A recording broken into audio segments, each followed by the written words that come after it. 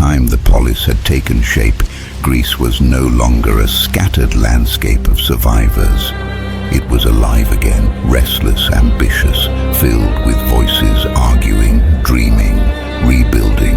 Markets buzzed with trade, warriors trained in dusty gymnasiums, poets sang of gods and heroes under starlit skies. But something was missing. For all their growth, the city-states were fractured, rivals in every sense. Athens despised Sparta, Corinth competed with Argos, Thebes trusted no one. Each polis saw itself as the center of the world, and every other city as a threat or irrelevance.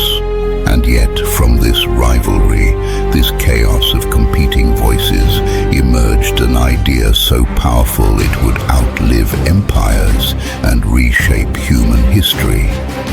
How did a divided land of warring cities become one civilization? How did they discover they were all Greek? In the early Archaic Age, each polis lived by its own rules, its own gods, its own vision of the perfect life. Sparta worshipped discipline and war, forging warriors from childhood in a society built on sacrifice and strength.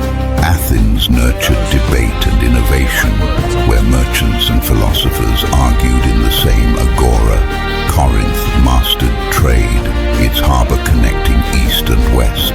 Argos honed ancient traditions, claiming descent from the oldest heroes. These city-states were as different as brothers born into the same family, proud, competitive, convinced of their own superiority. But that shared ancestry had not yet been recognized. What they did share, however, was something older than the collapse, older even than the Mycenaeans. Language, religion, stories whispered across centuries, passed from grandmother to grandchild, from bard to captive audience. Slowly, almost invisibly, these threads began weaving them together, often in ways they didn't immediately see. Identity was forming, piece by fragile piece. But unity was never easy for the Greeks.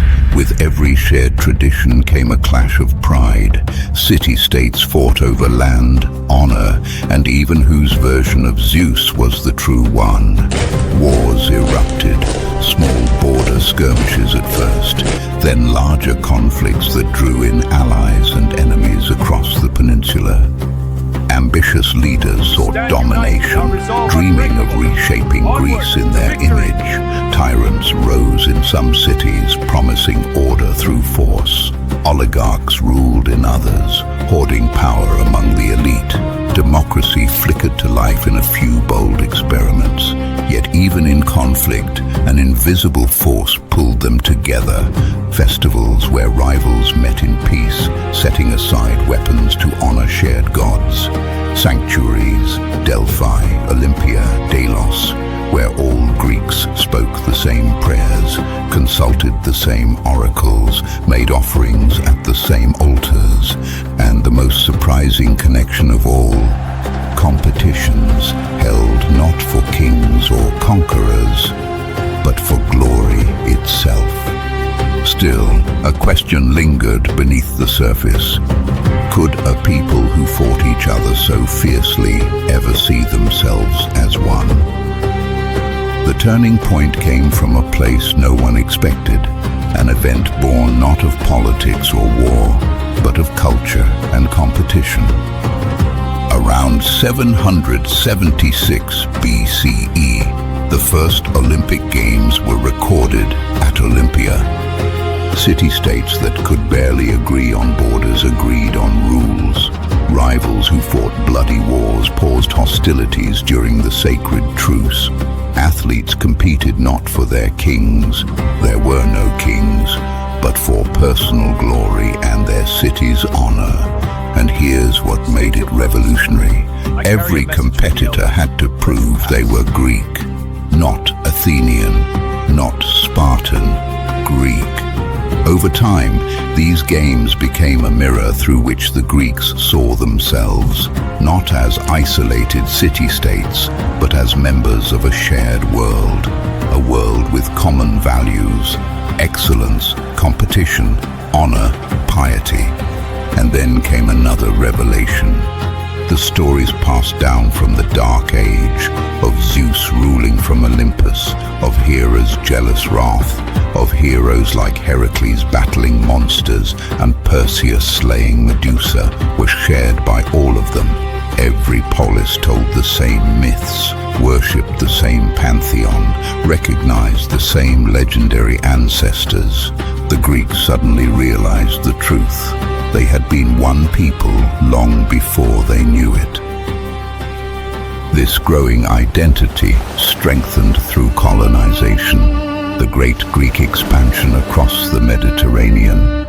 As Greek settlers left the overcrowded mainland to found new cities, Syracuse in Sicily, Massalia in Gaul, Byzantium on the Black Sea, dozens of colonies dotting the coasts, they carried their language, their myths, and their customs with them. Far from home, surrounded by foreign peoples, they called themselves Hellenes, children of Helen, descendants of a shared mythical past. Temples built in distant lands resembled temples back home. Markets echoed with familiar dialects. Theater, philosophy, and athletic competitions spread wherever Greeks settled. Foreigners began referring to them collectively as the Greeks, not Athenians or Corinthians, but one people, one civilization. And slowly, the Greeks accepted the title. They embraced a unity formed not by a king or empire, not by conquest or submission, but by culture, memory, and shared belief, by language that connected strangers, by gods who answered prayers in every city, by stories that made distant cousins feel like brothers. Greece became a civilization long before it became a nation. By the end of this transformation, the Greeks had achieved something extraordinary, something no other ancient people had done. They created an identity without an empire, a civilization without centralized control, a people unified by ideas rather than force. From wanderers, they became kings. From kings, survivors. From survivors, citizens.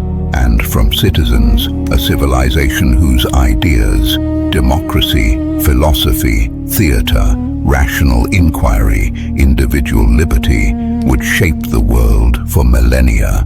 The Greek identity was not forged in peace but in struggle, not in sameness but in diversity, celebrated and debated, not by design but through the endless resilience of a people who refuse to fade into history's darkness. This is the origin of the Greeks. Born from mystery, broken by catastrophe, reborn through determination, and remembered forever. Because what they created, this idea that ordinary people could govern themselves, could question everything, could compete and argue and still recognize each other as family, became the foundation of Western civilization itself.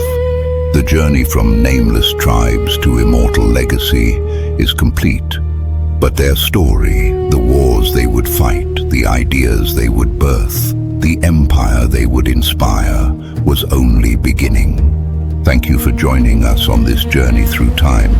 If you want to explore what came next, the Persian Wars, the Golden Age of Athens, the conquests of Alexander, let us know in the comments below. Until then, remember, Greece was not built by gods or kings. It was built by people who refused to be forgotten.